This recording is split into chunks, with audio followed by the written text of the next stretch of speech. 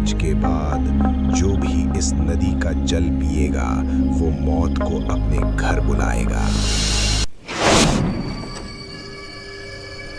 रात के ठीक 12 बज रहे थे। घने जंगलों के बीच हवा सरसराती हुई गुजर रही थी। दूर कहीं उल्लू की भयानक आवाज सुनाई दे रही थी। उसी खौफनाक जंगल के बीच बसा था एक छोटा सा गांव, बैरवपुर। कोई भी इंसान रात के अंधेरे में नदी की ओर जाने की हिम्मत नहीं करता था। आधी रात के बाद उस नदी के किनारे अगर किसी ने अपना नाम भी पुकार लिया तो सुबह सिर्फ उसकी लाश मिलती है। लेकिन चाचा, ऐसा क्यों है? हमें बताइए ना, क्या हुआ था वहां? तो सुनो, आज से ठीक 60 साल पहले अमावस्या की काली रात थी। मूसलाधार बारिश हो रही थी। उसी नदी के किनारे एक पुराने बरगद के पेड़ के नीचे एक साधु वर्षों से तपस्या कर रहे थे। उनका नाम था महात्मा त्रिलोचन गिरी। कहा जाता था कि उन्होंने 12 वर्षों से मौन व्रत धारण कर रखा था। वे किसी से कुछ नहीं मांगते थे, सिर्फ नदी का जल पीते और ईश्वर का ध्यान करते। पूरा गांव उनका दिल से सम्मान करता था। लेकिन गांव के 2 अज्ञानी लड़के उन्हें ढोंगी समझते थे। उनमें सबसे सिरफिरा और बदमाश था रघु। उस रात दोनों शराब के नशे में धुत होकर नदी किनारे पहुंचे। साधु गहरी समाधि में लीन बैठे थे। रघु कुटिलता से हंसते हुए बोला, आज देखते हैं इनकी तपस्या में कितना दम है। दोनों ने मिलकर साधु सहित उनकी चटाई को जोर से उठाया। साधु ने अपनी आंखें तक नहीं खोली और अगले ही पल उन्हें उस उफनती भयानक नदी में धक्का दे दिया। दोनों बदमाश जोर जोर से हंसने लगे, लेकिन अचानक उनकी हंसी गले में ही अटक गई। नदी के बीचों बीच साधु जल की सतह पर खड़े हो गए। अचरज की बात यह थी कि उनके कपड़े बिल्कुल सूखे थे। जिस जल से तुमने मेरा अपमान किया है, उसी जल से तुम्हारी मृत्यु होगी। अचानक नदी का साफ पानी स्याह काला पड़ने लगा। उन्होंने भयानक श्राप दिया, आज के बाद जो भी इस नदी का जल पिएगा वो मौत को अपने घर बुलाएगा। और जब तक पूरा गांव अपने अपराध का दंड नहीं भुगतेगा, ये नदी जीवन नहीं सिर्फ मृत्यु बांटेगी। शुरुआत में किसी ने इस श्राप को गंभीरता से नहीं लिया। सबने सोचा कि गुस्से में कही गई बात है। लेकिन अगले ही दिन किसान हरिया खेत से लौट रहा था। अरे यार, घर अभी बहुत दूर है, घर पहुंचते पहुंचते तो दम निकल जाएगा। एक काम करता हूँ, इस नदी से थोड़ा सा पानी पी लेता हूँ। उसने नदी पर झुककर पानी पी लिया।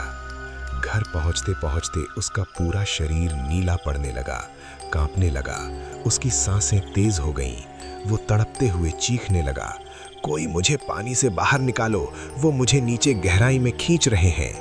जबकि वो सूखी जमीन पर पड़ा था, लेकिन उसे लग रहा था जैसे वो नदी में डूब रहा हो। कुछ ही सेकंड बाद उसके मुंह से काला पानी निकलने लगा और तड़प तड़प कर उसकी मौत हो गई। उसके चेहरे पर इतना भयानक डर था, मानो उसने मरने से ठीक पहले साक्षात काल को देख लिया हो। गांव वालों ने इसे एक इत्तेफाक समझा। लेकिन ठीक 2 दिन बाद माँ कपड़े धो रही थी और गौरी ने अनजाने में चुपके से नदी का पानी पी लिया। रात होते होते उसे खौफनाक तेज बुखार हो गया। आधी रात को वो अचानक उठकर बैठ गई। उसकी आंखें खुली थीं, लेकिन पुतलियां नादारद थीं। वो किसी बहुत पुराने बूढ़े आदमी की भारी आवाज में बोली, नदी मुझे बुला रही है। ये कहकर वो बदहवास होकर घर से भागी। पूरा गांव उसके पीछे दौड़ा। गौरी सीधे नदी के किनारे पहुंची। जैसे ही लोगों ने उसे पकड़ना चाहा, वो अचानक बेजान होकर गिर पड़ी। वैद्य के पहुंचने से पहले ही उसकी सांसें थम चुकी थी। उसी रात पहली बार गांव वालों ने नदी के बीचों बीच एक सफेद धुंधली आकृति खड़ी देखी। वो बिना हिले गांव वालों को घूर रही थी। बिजली चमकी और वो आकृति गायब हो गई। उस दिन के बाद से सूरज ढलते ही कोई नदी की तरफ भूल कर भी कदम नहीं बढ़ाता था और पूरा बैरवपुर गांव सिर्फ डर और मौत के साए में जीने लगा। 5 साल बीत गए। एक तूफानी बरसाती रात में एक अजनबी गांव में पहुंचा। उसका नाम था देवेंद्र। देवेंद्र दूर दूर के गांवों में जाकर भटकती आत्माओं और कष्टों से लोगों को मुक्ति दिलाता था। उसने देखा कि इतने बड़े गांव में रात होते ही शमशान जैसा सन्नाटा छा जाता है। सरपंच जी, इस गांव में रात होते ही ऐसा सन्नाटा क्यों छा जाता है? सरपंच ने भारी मन से उसे पूरी खौफनाक दास्तान सुनाई। देवेंद्र ने ध्यान से सब कुछ सुना और फिर शांत आवाज में बोला, जहां श्राप होता है वहां उसका कारण भी होता है, और जहां कारण होता है वहां मुक्ति का रास्ता भी होता है। उसी रात देवेंद्र अकेला लालटेन लेकर उस खौफनाक नदी की ओर निकल पड़ा। जैसे जैसे वो नदी के पास पहुंच रहा था, ठंडी हवा और तेज होती जा रही थी। उसे ऐसा महसूस हुआ जैसे कोई अदृश्य साया उसके ठीक पीछे पीछे चल रहा हो। जब उसने झटके से पीछे देखा तो वहां कोई नहीं था, सिर्फ सन्नाटा था। नदी किनारे उसे एक पुरानी पत्थर की शिला मिली। उस पर खून जैसे लाल रंगों में लिखा था, निर्दोष पर किया गया अत्याचार पूरे गांव का अपराध बन जाता है। जब तक अपराध स्वीकार नहीं होगा, नदी मृत्यु देती रहेगी। देवेंद्र सब कुछ समझ गया। अगली सुबह उसने पूरे गांव को चौपाल में इकट्ठा किया। उसने रघु और उसके साथी को घसीटकर सबके सामने खड़ा कर दिया। पहले तो वे मुकरते रहे, झूठ बोलते रहे, लेकिन अचानक आसमान में काले बादल छा गए। तेज तूफानी हवा चलने लगी। उन्होंने पूरे गांव के सामने अपना गुनाह कबूल कर लिया। पूरा गांव सन्न रह गया। सरपंच ने शर्म से सिर झुका लिया।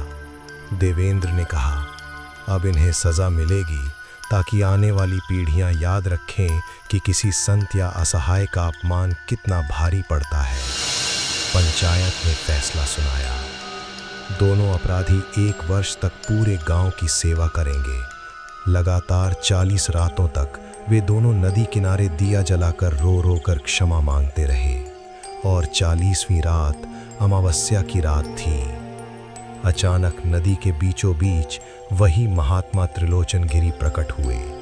इस बार उनके चेहरे पर खौफनाक क्रोध नहीं, बल्कि परम शांति थी। उन्होंने कहा, अपराध स्वीकार कर लिया गया है, दंड भी पूरा हो गया। अब इस श्राप का अंतिम बंधन बाकी है। देवेंद्र ने हाथ जोड़कर पूछा, गुरुदेव, अब हमें क्या करना होगा? जिस नदी से तुम 5 सालों से डरते रहे हो, उसी पर फिर से विश्वास करना होगा। आज इस नदी का विष समाप्त हो चुका है। जो इसे पूर्ण विश्वास से पिएगा वह जीवित रहेगा और उसी क्षण ये श्राप सदा के लिए समाप्त हो जाएगा। इतना कहकर साधु धीरे धीरे दिव्य प्रकाश में बदल गए। अगली सुबह पूरा गांव नदी किनारे खड़ा था। हर किसी के चेहरे पर डर साफ झलक रहा था। सबको हरिया और मासूम गौरी की खौफनाक मौत याद आ रही थी। और देखते ही देखते पूरा बैरवपुर उस नदी का पानी पी चुका था।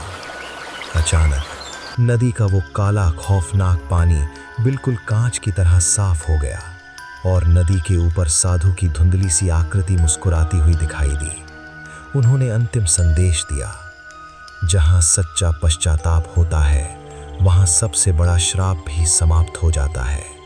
लेकिन याद रखना, किसी निर्दोष संत या असहाय का अपमान कभी मत करना, क्योंकि एक क्षण का अहंकार पूरी पीढ़ियों को अंधकार में ढकेल सकता है। इतना कहकर वे प्रकाश में विलीन हो गए। उस दिन के बाद से बैरवपुर में फिर कभी किसी की मौत उस नदी के कारण नहीं हुई। लेकिन आज भी अगर अमावस्या की आधी रात को कोई अकेला उस काल सरिता नदी के किनारे जा बहते पानी की कल-कल आवाज के बीच एक बहुत ही धीमी, रहस्यमयी फुसफुसाहट सुनाई देती है। जल ही जीवन है, उसका सम्मान करना सीखो।